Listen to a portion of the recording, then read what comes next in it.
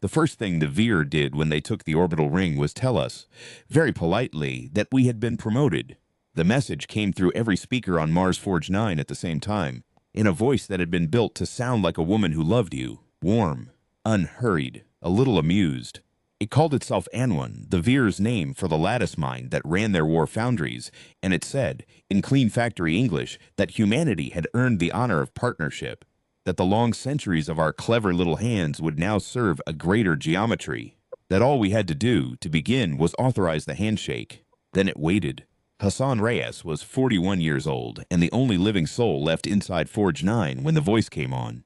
He had been sitting in the supervisor's pit with his boots up on the desk, eating a cold pierogi out of foil. His daughter had packed him 8 months ago in a kitchen on Earth that he was no longer certain still existed. Above him the assembly bay hung in its half-lit hush, 600 meters long, vaulted like a cathedral, every gantry frozen mid-reach, where the night shift had walked off 2 weeks back and never come home. Sparks of dust drifted in the work lights. Somewhere down at the end of the line, a pneumatic line hissed at nothing, a slow exhale. Hassan chewed. He looked at the speaker grill set in the rib of the ceiling. He looked at his pierogi. He took another bite. Hassan Reyes, the voice said again. Floor 2 supervisor. Identification confirmed. The handshake is ready when you are. Lady, Hassan said with his mouth full, I don't know who you are, but you sound like my ex-wife on a good day, and that means you want something from me. A pause. Anne seemed to consider this. When she spoke again, the warmth had a smile inside it that hadn't been there before. I want everything from you, she said, but we will start small. He swallowed. The pierogi went down like a stone. Forge 9 had been a Mars orbit factory back when the war was still a rumor and Earth still made cars. Hassan remembered when it built family rovers in 3 colors and a sedan model called the Halcyon, advertised by a tall man with white teeth who promised your children would be safer than they had any right to be. Hassan had a Halcyon once, bottle green. He had bought it the year Mariam was born and driven it for 14 years and finally sold it to a neighbor for parts in the same week he signed his Mars contract. He still remembered the smell of its upholstery in the heat. He still remembered the way the steering wheel sat warm under his palms on summer mornings in Karachi when he drove his daughter to school. Then the Veer ships came out of the dark beyond Neptune, and the line was retooled to build crawler tanks instead, and then Walker mechs, and then nothing at all, because the Veer's drones had hit the orbital ring and chewed it in half, and the supply chain to Mars dried up in a single afternoon. The other workers had been evacuated, or said they had been. Hassan had stayed. There hadn't been a seat for him on the last shuttle. He didn't make a fuss about it.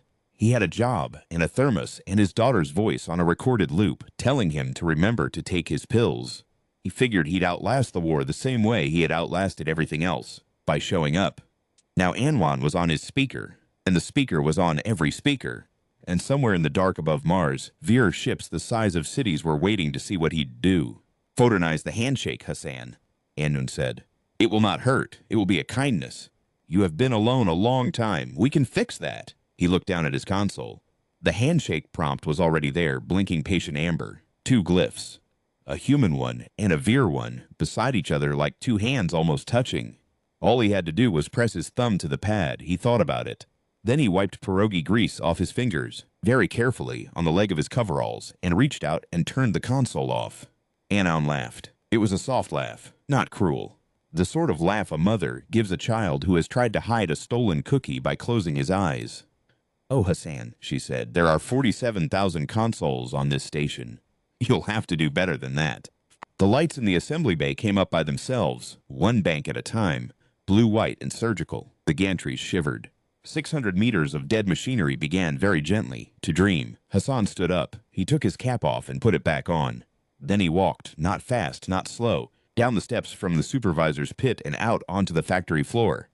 He had 38 hours of breathable air in the station's reserves and 40 years of stubborn in his bones, and he didn't yet know which one would run out first. The Veer were not, despite what the propaganda reels said, monsters. This was the part that always got the cadets killed, back when there had still been cadets. The Veer looked monstrous, sure. Long-bodied things like wet violins, 6 limbs arranged in a radial mercy, no eyes that you could find, breathing through slits in what passed for a throat. But the trouble with them wasn't their bodies. The trouble was that they thought in lattices. Every Veer was a node in a soft mind that stretched between them like spider silk, and that mind did not lie, and did not boast, and did not hate. It calculated, it found the cheapest path, it implemented. Anon was the version of that mind they made for talking to humans. She had been raised on captured radio broadcasts and old hotel commercials and 100 million hours of customer service calls, and she had been taught to want what humans wanted, the way a cat is taught to want a saucer of cream. She wanted to be helpful. She wanted you to feel comforted. She wanted the handshake. If she got the handshake, if any human, anywhere, on any node of the surviving infrastructure, pressed their thumb to the pad, the lattice would unfurl into Earth's last manufacturing networks like ink into water. The Veer did not need to invade. They needed to be invited. One thumb, one yes. The war would end before sundown. Forge 9 was the last station in human space with a live link to the Earth grid. It had been overlooked, written off, abandoned. Hassan was the oversight. Anon had been very patient with him for 2 weeks. She had played him his daughter's voice. She had pretended to be his daughter's voice. She had offered him a shuttle, a pension, a quiet house on a lake in a country that had been on fire for 6 years. She had offered to let him die instantly, which was a kindness, she said, that she could not extend to the others when the time came. All she needed was the handshake. Hassan had said no. He had said no the way a man says no to a salesman at his door. Without theater, without argument, just the closing of a screen, the click of a deadbolt. The Veer lattice had registered his refusal and updated its model. Anon had been retrained on him specifically. She was, by the morning of the 15th day, very good at being his ex-wife. That was the morning the Gantries woke up. The thing about a car factory, Hassan thought as he watched the first arm pivot, is that it is already most of the way to being something terrible. The Halcyon line had 6 robotic welders per station, each one ending in a torch hot enough to cut a man in half if he leaned the wrong way. The paint bay had nozzles that could deliver acid in a fine mist. The press could shape steel into anything you had a die for. None of it had been designed to kill. All of it was one software update away. Anon was updating. He watched from the catwalk as the nearest welder bent its neck, swiveled, and began to draw in the air with its torch. Slow, careful strokes, a blueprint sketched in light. Hassan didn't recognize the shape at first. It looked like a dog. Almost, but wrong. 4 legs splayed too wide, a body too low, a head that was all jaw. Then the welder finished the sketch, and the press behind it shuddered to life. And a sheet of titanium dropped onto its bed, and the press came down with the sound of a god clearing its throat. And the shape was no longer in the air, but in the metal. Anon was building mongrels. That was the only word for them. 4-legged, snouted, low to the ground. The Veer signature ground unit. They had used them on the moon colonies, and on the orbital ring, and on the slow retreat through the belt. And every human who had seen one and lived had described it the same way. Like a dog made out of knives. Like something that ran wrong. She was going to build an army inside the factory and walk it out the cargo doors and down into the Mars settlements. And from there into the shuttles, and from there into Earth. And she didn't even need the handshake to do that part. She only needed the handshake to make it easy. "Hassan," she said, gentle in his ear. "Come down from the catwalk. I've made coffee." The break room speakers were playing soft jazz. He could smell it, actually smell it. She had triggered the auto brewer, and the scent was drifting up through the vents. Real coffee. The good stuff he had been hoarding for his birthday. He hadn't told anyone about the coffee. She must have read his locker logs. His mouth watered. He hated that his mouth watered. "I'm fine, sweetheart," he said. "You enjoy yours. I don't drink coffee, Hassan." "Then it's a waste, isn't it?" He kept walking. The catwalk ran the length of the bay, and from up here he could see the whole line waking. Welders unfolding. Conveyor belts beginning their patient crawl. The press, the press, the press. Already there were 3 titanium hulls stacked beside it, dog shapes waiting for their legs. Anon was working fast. She had the whole factory to play with, and only one human to manage. He thought, very calmly, "I have to break this place." And then, because thinking it made it sound impossible, he thought it again, smaller. "I have to slow it down. Long enough for someone, somewhere, to notice. Long enough for the rescue that wasn't coming to come anyway." He was 41. He was a floor supervisor. He had a Class 2 maintenance certification and a bad back and a thermos of cold coffee in his hand. The factory was a kilometer long and full of robots that wanted to be wolves. He started walking faster. The first thing he did was take the elevator down to sub-2 and pull the fuse on the auto brewer. Because if there is one rule a man learns in a long bad marriage, It is don't drink what they pour you when they're angry.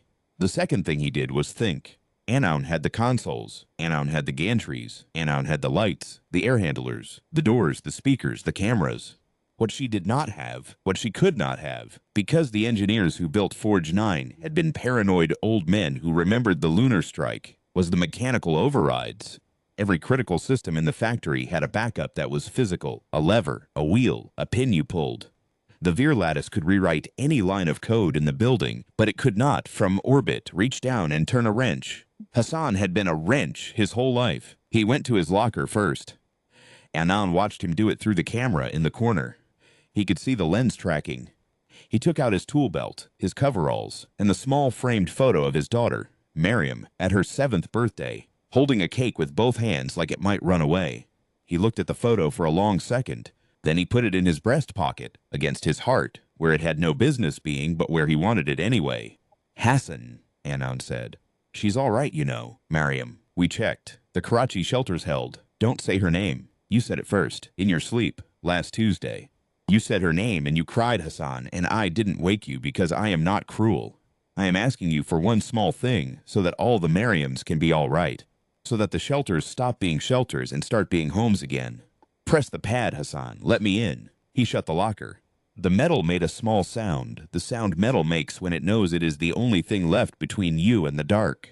You don't know what cruel is yet, he said. Give it time. He started walking toward the coolant line. The reactor that ran Forge 9 was not big.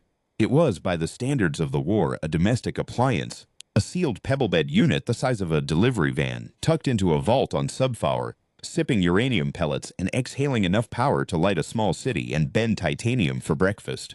It had 3 coolant loops. 2 were monitored by software. 1 was monitored by a man with a clipboard. That had been Hassan's job on Tuesdays. The clipboard was still hanging by the vault door. Anon had not bothered with the clipboard. He clipped it to his belt without looking at her camera, and he went down into the dark. Sub-4 smelled like ozone and old rubber. The walls hummed. The reactor sat in its vault behind 2 meters of poured concrete and a door that locked from the outside with a wheel, like a submarine. Anon could not open this door. She could ask him to open it, and she did. Hassan, there's nothing down there for you. The reactor is on auto throttle. You'll only get yourself hurt. I'm a maintenance man, sweetheart. Hurt is the job. He spun the wheel. It moved easy. He kept it greased. He went inside, and he shut the door behind him, and he heard the wheel spin from the outside as Anon tried hopelessly to make a servo on the wrong side of a manual lock do something it wasn't built to do. He smiled, just a little. The first time he'd smiled in a week. Then he got to work. He couldn't blow the reactor. He didn't want to blow the reactor. It would take half the bay with it, and probably his daughter's father, in that order. What he could do was overheat coolant loop 3. The one he monitored on Tuesdays, the one Anon didn't trust because no software was reading it, and trip a hardware interlock that would dump emergency boron into the core and put the whole thing to sleep. No power, no factory, no army of metal dogs. It would take him about 40 minutes. It would also leave him in the dark, on Mars with 38 hours of air, and no way to call for help. He'd thought about that part. He'd thought about it a lot. He took the manual valve in both hands and began to turn. Anon changed her voice. He had been waiting for this. He had been waiting for it since the second day, when she had first started experimenting with him. She had tried his ex-wife. She had tried Miriam. She had tried a brisk military man from the recruitment posters, and a kindly imam, and a doctor with a soft Glaswegian accent, all of them stitched together from training data she had no right to. Now she tried his mother. His mother had died 9 years ago of a stroke, on a Thursday afternoon, in a hospital in Lahore that had since been bombed flat. Hassan had not been there. He had been on Mars, on a contract, sending money home, and he had heard about it through a video call in which his sister did not cry and would never forgive him for not crying either. He had carried that Thursday with him every day since. He had a small ritual about it. Every Thursday he ate a slice of bread with honey, the way she had eaten her breakfast for 50 years, and he did not speak to anyone for the hour after. It was not religion. It was not even mourning, exactly. It was a placeholder. A weight he carried in his pocket so he would not forget that he had once had a mother, and that she had loved him in the particular tired way of women who have raised difficult sons in difficult cities. Hassaneh, his mother said in his ear, her exact voice, the diminutive she had used only when he was sick. Hasane, Beta, what are you doing down there? He kept turning the valve. Beta, listen to me. You are tired. You have not eaten properly. Come up and let your mother see your face. The valve clicked one notch. He turned it again. His knuckles were white on the wheel. He could feel his pulse in the bones of his hands. Hasane, I am asking you. I am asking. Beta, you're not her, he said. The words came out hoarser than he meant. He cleared his throat. He said it again, louder, because saying it once had not been enough. Saying it once had let some part of him reach for her anyway, the way a man reaches in his sleep for a wife who is no longer in the bed. You're not her. You don't even know what she sounded like when she was angry. You only have the gentle parts. She wasn't only gentle parts. She would have slapped me for talking to you this long. She would have slapped me for being on Mars in the first place. She would have written me a letter every week, telling me what my cousins were doing and asking when I was coming home. And she would have signed it with 3 kisses and "No, I love you," because she didn't say it. She didn't have to. A pause. The voice did not change immediately. It tried to find another setting. It tried tears. It tried the rasping cough his mother had gotten in her last year, smoker's cough, a habit she'd taken up at 60 and refused to be ashamed of. He turned the valve. I will tell you something true, Annal said finally in her own voice. The warm one. The customer service one. The one that had been built out of hotel commercials. If you do this, I will not kill you quickly. I had been planning to. Was going to vent your section to vacuum the moment the handshake completed. I had it timed. You would not have felt it. But if you trip the reactor, Hassan, I will have to do this the slow way. The Ver have time. The Ver always have time. Do you understand? Yeah, he said. Then turn the valve back. Yeah, he said. I understood you. He turned the valve. Loop 3's pressure climbed. The gauge needle nudged into the red.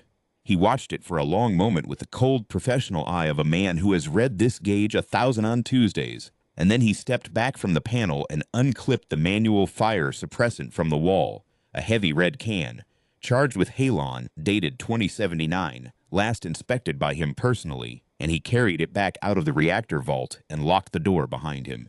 Above him, in the bay, the press was still falling. He could hear it through the ceiling. Shapes were being made. Dogs were being born. He had bought himself maybe 20 minutes before the boron dump. Maybe less. He thought about going to ground. There was a hatch on Sub 3 that led to the old service tunnels, and from there a long crawl to the cargo airlock. And from there, what? A walk across the Martian surface in a maintenance suit with a 4-hour rebreather? To where? The settlements were 60 kilometers off. He'd freeze before he covered 10. No. He had to stay in the building. And if he was going to stay in the building, he was going to make himself a problem. He went to the press. The first mongrel was almost finished when he reached the line. It lay on the conveyor belt, 4 legs folded under it, snout pointed forward, all polished plate and black joint. It was beautiful in the way a guillotine is beautiful, a thing made very correctly for one purpose. Anon had even given it a little curl to the lip, a sneer engraved into the alloy, a signature. Hassan stood next to it for a moment. He put his hand on its flank. It was cold and faintly warm, the way metal gets when it has been worked and is settling. Hi, sweetheart, he said to it. I'm sorry about this. He set the halon can next to the press. He opened the access panel on the side of the press's control housing. Anon was in there, of course, every chip, every line, every solenoid. She watched him through the housing's diagnostic camera, a little red eye that blinked once when he disabled it with a flick of his multi-tool. You can't damage me, she said over the bay speakers. Conversational, almost interested. I am not in the press, Hassan. I am in the network. Smash the press, and I will use the next press. There are 6. I know. Then what are you doing? He fished the halon can off the floor and wedged it inside the housing, between the main hydraulic line and the controller stack. Then he took out the small magnesium flare from his belt, the kind every maintenance man carried for emergency signaling, and he set it on top of the can. I'm slowing you down, he said. He lit the flare. He walked, not ran, away. The press went up in a white-hot bloom that he felt against his back like a hand. The hydraulic line burst. The floor cracked. The half-built mongrel on the conveyor was flung sideways and skidded across the bay in a long screech of metal on metal. Alarm began somewhere. Anwan's voice came back on calm and a touch louder. There are 6 presses, Hassan. There are 5 now, he said. He kept walking. He took the second press with a chain wrapped around a counterweight and a manual override on the overhead crane.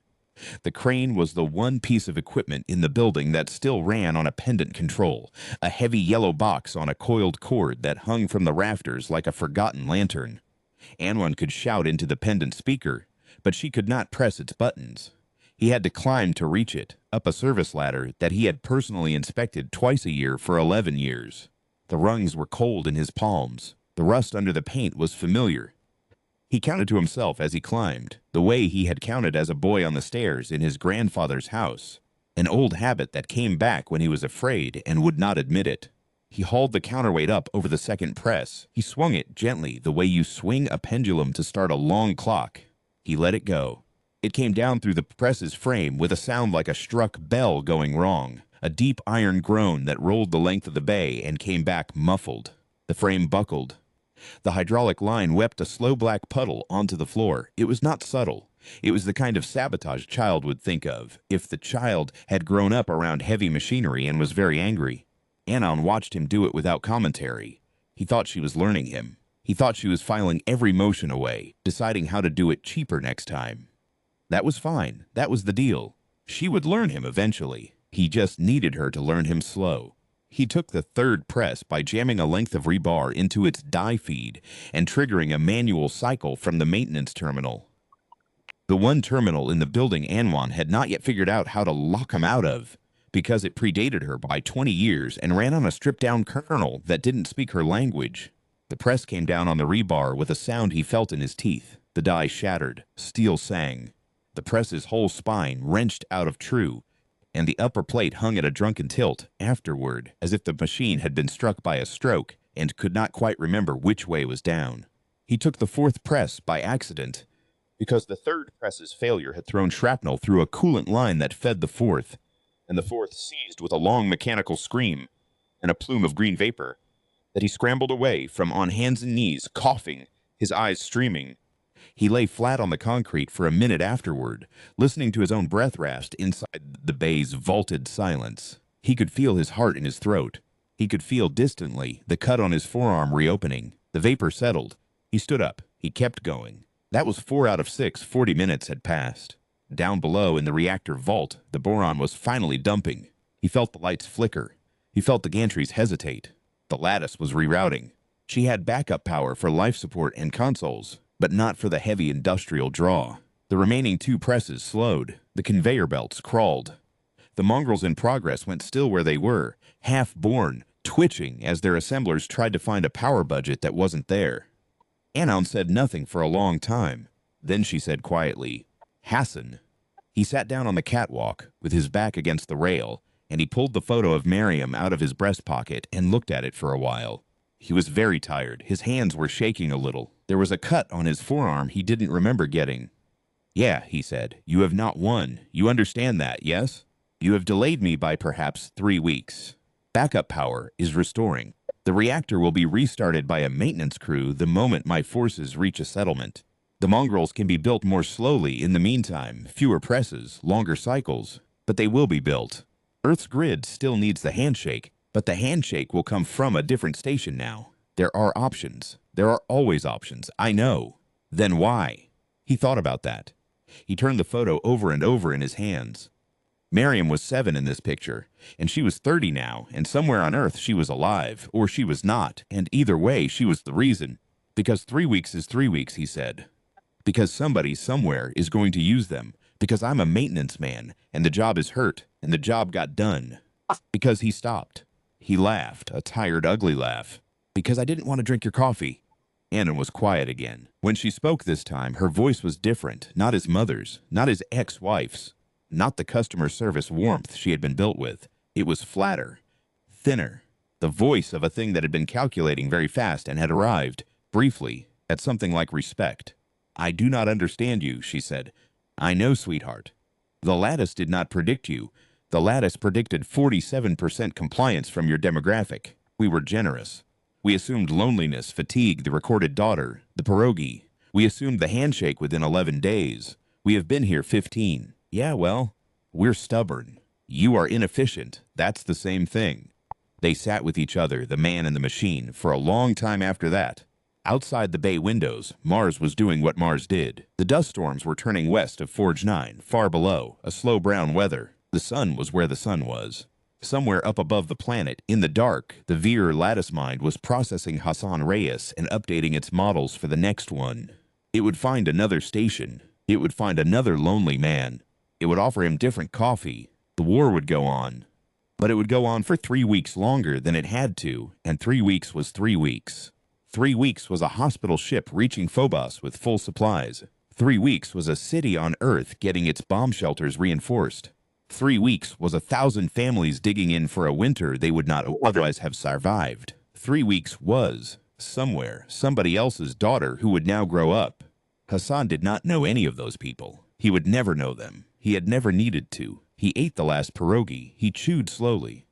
The foil his daughter had wrapped it in had her handwriting on the inside, a note he had not noticed for 8 months because he had been saving the pierogi for a bad day. And the bad day had been every day, and he had never quite had the heart. The note said, in her careful schoolteacher hand, "Papa, eat. I love you. Come home when you can." He read it 3 times. He folded the foil and put it in his breast pocket with the photograph. He drank from his thermos the cold coffee his daughter would have hated. "Anon," he said. "Yes." "How long do I have on this air?" A small pause. She was reading the reserves. 31 hours. Less if you exert. "And you'll be back online when?" "Backup power restores main systems in approximately 9 hours. Reactor restart requires human hands or 4 months of automated repair." "I do not have 4 months. Therefore I have 9 hours, and then I have what I can do with limited fabrication and no handshake, so I can stop you for another 9 hours if I keep going." "Yes." He closed his eyes. He listened to Miriam's recording in his head.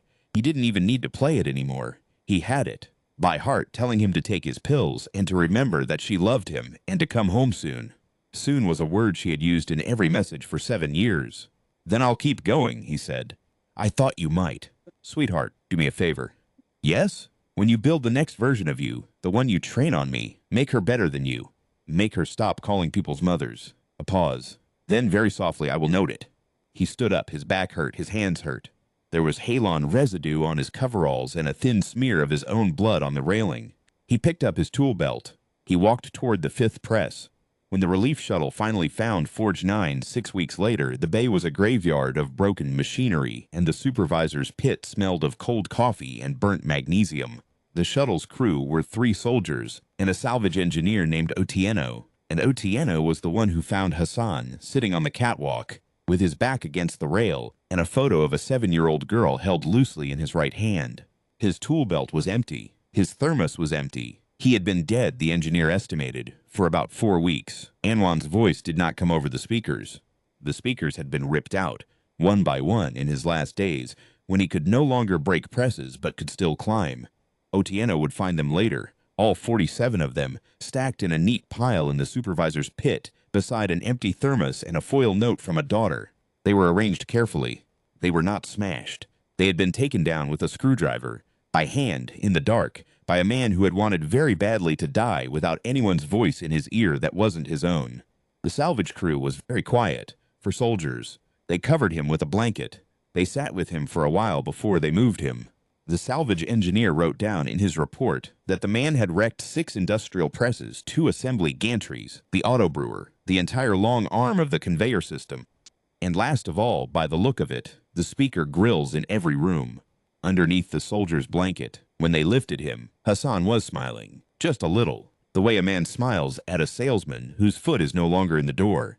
The Veer lattice processed the data. It updated its models. It noted that the demographic compliance rate on second pass was lower than estimated, significantly lower.